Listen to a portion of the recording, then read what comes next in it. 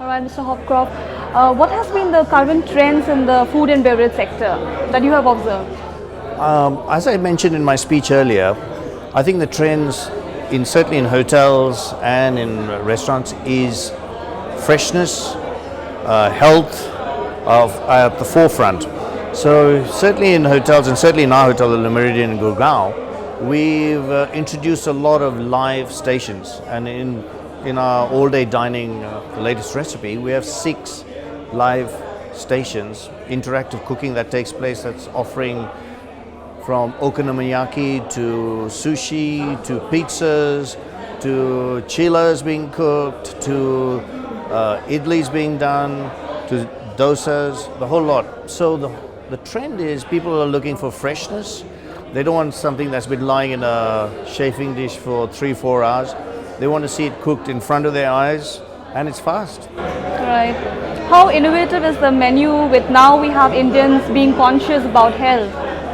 Yeah, well, you have to take that into account. There are, of course, the diehards as well that you have to cater for, and the people who like their butter chickens and so on and so forth, and you've got to have that there.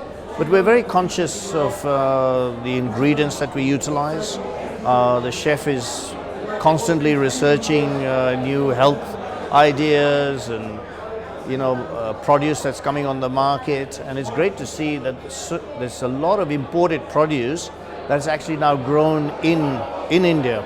So we're on the lookout to buy made in India products. Right.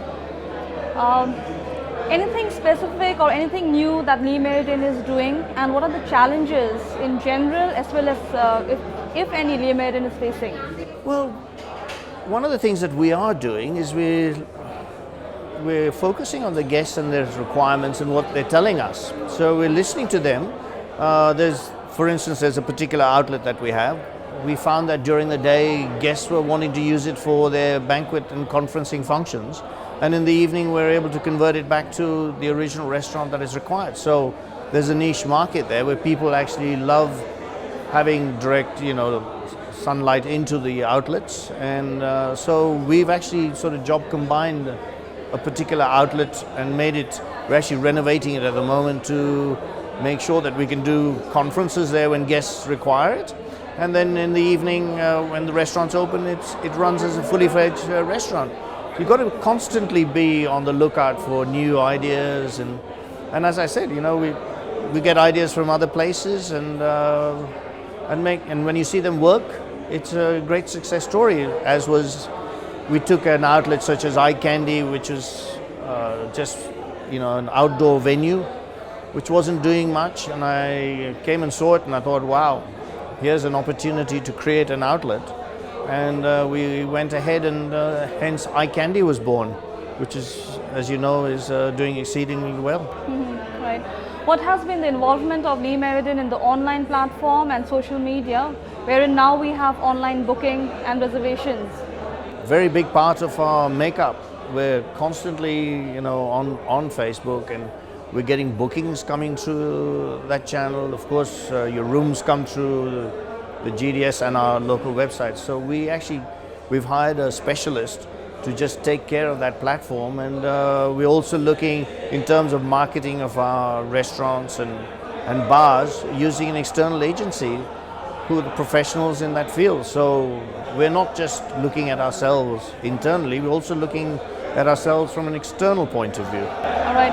5 years down the line, what can we expect from the food and beverage sector? I think people, for instance, we're doing a particular style of sushi, which is half cooked, which comes from South America. So Indians are traveling all over the world, and they're expecting to see the cuisines where they've been actually available in India. So we need to know those countries where Indians are traveling in vast numbers, and we're actually adopting cuisine that exists in those countries. All right.